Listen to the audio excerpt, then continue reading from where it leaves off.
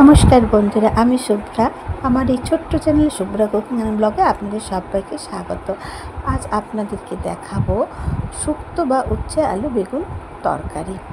এটাকে শুক্তোও বলা যেতে পারে, অথবা গরমে উচ্ছে আলু বেগুন সজনে ডাঁটা বড়ি দিয়েও একটা তরকারি করলে কিন্তু খেতে ভীষণ ভালো লাগে। আর এতে বড়ি দিলে তো ভীষণই ভালো লাগে। দেখুন, আমি এইভাবেই সবজিগুলো কেটে নিয়েছি। অ্যাকচুয়ালি এই উচ্ছে আলুর ঝালটা এইভাবেই রান্না হয়।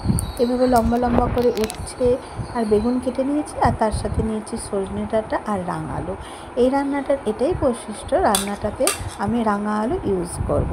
কখনো যদি আপনারা মিষ্টি আলু দিয়ে বা সুইট পোটাটো দিয়ে এই রান্নাটা করে না থাকেন, তাহলে অবশ্যই বলবো আপনারা বাড়িতে বানিয়ে খান। এইভাবে খেতে খুবই ভালো লাগবে। আর এই হচ্ছে বিউলি ডালের বড়ি। এটা আমার মা দিয়েছিল, মায়ের হাতে বানানো বড়ি।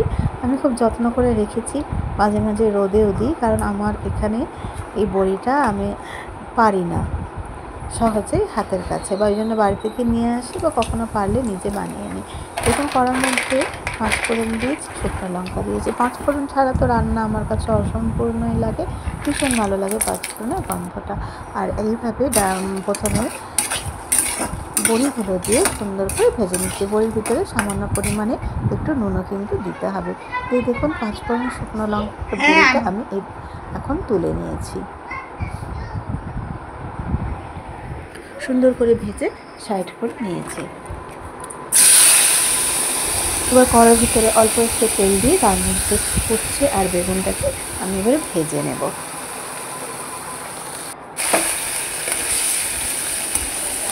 সামান্য নুন দিয়ে ঢাকা দিয়ে দেবো। উচ্ছে আলুটা পরে দেবো। উচ্ছে আর বেগুনটা সুন্দরভাবে নাড়াতে হবে। গরমের দিনে উচ্ছে খেতে খুবই ভালো লাগে। উচ্ছে আমাদের শরীরের পক্ষেও কিন্তু ভীষণ ভালো একটা সবজি। আর এইভাবে বানিয়ে নিলে তো দারুণ লাগে। আমি কেন রাঙা আলু দিয়ে বানাই? প্রথমত এটা আমার মায়ের হাতে বানানো একটা রেসিপি, যেটা আমি প্রায় সময় বানিয়ে নিই।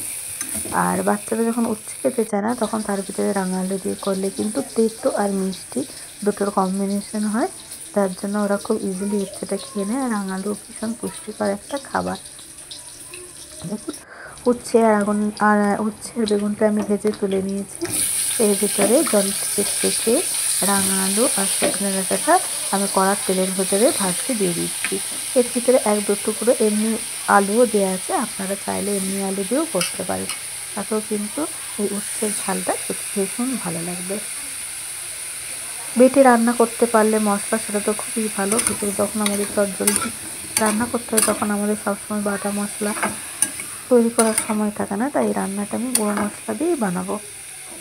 আর বন্ধুরা, প্রথমেই বলছি, ভিডিওটা অনেক বড় হয়ে যাচ্ছে, তাই আমি এই রান্নাটা ফার্স্ট পার্টটা আপনাদের সামনে দেখাচ্ছি। দেখুন, সামান্য পরিমাণে একটু নুন দিয়ে দিয়েছি, হলুদ দিয়ে দিয়েছি। নুন হলুদ দিয়ে রাঙা আলু আর সজনে ডাঁটাটা আর এমনি আলু ভালো করে মিশিয়ে এটা এবার ঢাকা দিয়ে দেবো। কিছুক্ষণ এটাকে কষাতে হবে। একটু কষালে যে কোনো রান্নার স্বাদ কিন্তু ভীষণ ভালো হয়। একটা কভার করে দিলাম, তাতে কী হবে, সবজিগুলো সেদ্ধও হয়ে যাবে কিছুক্ষণের জন্য টাইম দিলে। তারপরে ঢাকা খুলে আবারও আমি ভালো করে ভাজতে থাকবো। দেখুন, অলরেডি সজনে ডাঁটা আর রাঙা আলুটা আমাদের কষানো হয়ে গেছে। সজনে ডাঁটা গরমের অতি উপকারী সবজি, আর তার সাথে রাঙা আলু তো আছেই। দেখুন, খুব সুন্দরভাবে ভাজা ভাজা হয়ে গেছে। এই রান্নাটা দিয়েই শুধুমাত্র ভাত খেয়ে নেওয়া যায়, এত সুন্দর এই রেসিপিটা হয়।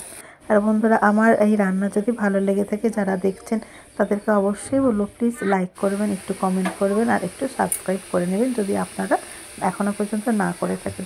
দেখুন, দিয়ে দিয়েছি লঙ্কা গুঁড়ো, জিরে গুঁড়ো আর হলুদ গুঁড়ো। এবার লঙ্কা আর জিরে হলুদ মিশিয়ে আমি আরও ভালোভাবে সবজিটাকে মিশিয়ে নিয়ে নাড়াতে থাকবো।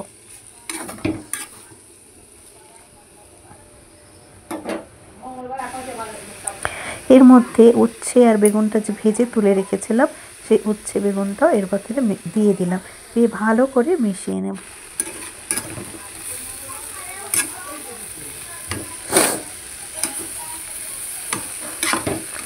দিয়ে ভালো করে মশলাটা সবজির ভিতরে আমি কষিয়ে নিয়েছি। কি সুন্দর দেখতে হয়েছে, এটা খেতেও দুর্দান্ত স্বাদের হয়। আর যে বন্ধুরা অলরেডি সাবস্ক্রাইব করেছেন তাদেরকে জানায় অনেক অনেক ধন্যবাদ। আর যারা করেননি প্লিজ একটু সাবস্ক্রাইব করে নেবেন। 1 বাটি মতন জল দিলাম, মশলাটা অলরেডি কষানো হয়ে গেছে। তো বন্ধুরা আরেকবার বলে দিই, এর মধ্যে আছে 5 ফোড়ন, শুকনো লঙ্কা ফোড়ন, এমনি আলু, সুইট